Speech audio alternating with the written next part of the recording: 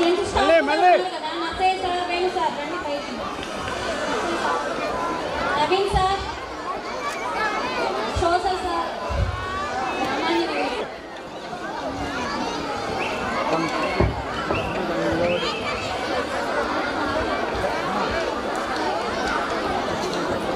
ఇక్కడున్న వేదిక మీద రావాల్సిందిగా కోరుతున్నాం.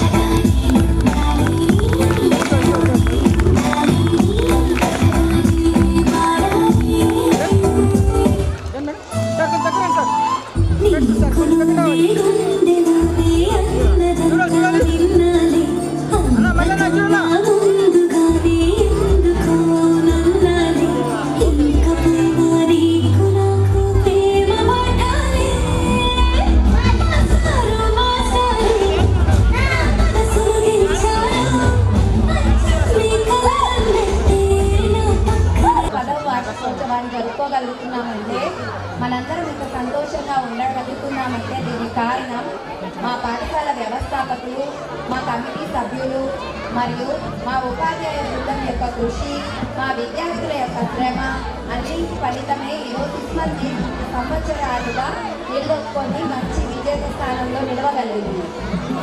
మరి ఇవన్నీ ఒక ఎత్తు అయితే పాఠశాల అద్భుతంగా జరగగలుగుతుంది, మంచి విజయాన్ని సాధించగలుగుతుంది అంటే మా అందరికీ దిక్కుగా నిలిచి మంచి విజయాలు సాధించేలా తీర్చిదిద్దినటువంటి హెచ్ఎం మాతాజీకి ఖచ్చితంగా కృతజ్ఞతలు తెలుసుకోవాల్సింది.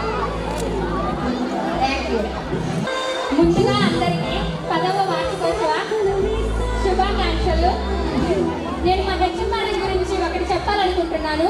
ఫస్ట్ నేను వేళ వస్తాను, నా తర్వాత హెచ్ఎం మాతాజీ వస్తారు. మేడం ఫస్ట్ అడిగిన క్వశ్చన్ తిన్నావా స్వాతి అని అడుగుతుంది. అంటే నాకు తెలిసినంత వరకు ఏ స్కూల్లో ఏ స్టాఫ్ని ఏ ప్రిన్సిపల్ మేడము తిన్నారా అని అడగరన్నమాట. అంటే అంత గొప్ప మాతాజీ మా హెచ్ఎం మాతాజీ. Thank you.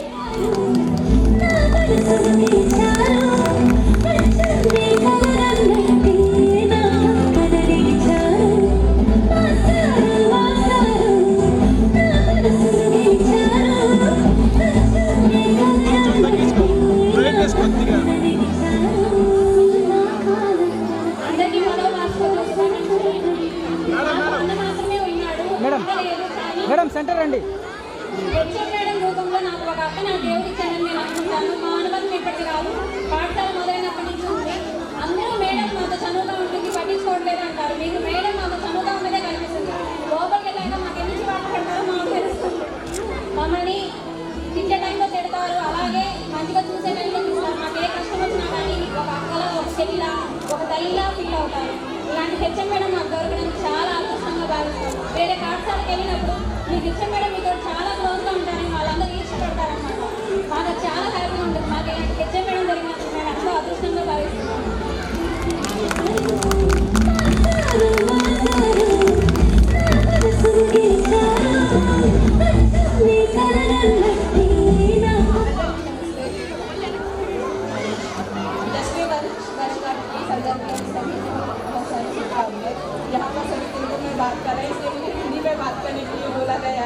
ताकि बाकी लोगों को भी समझ में आए।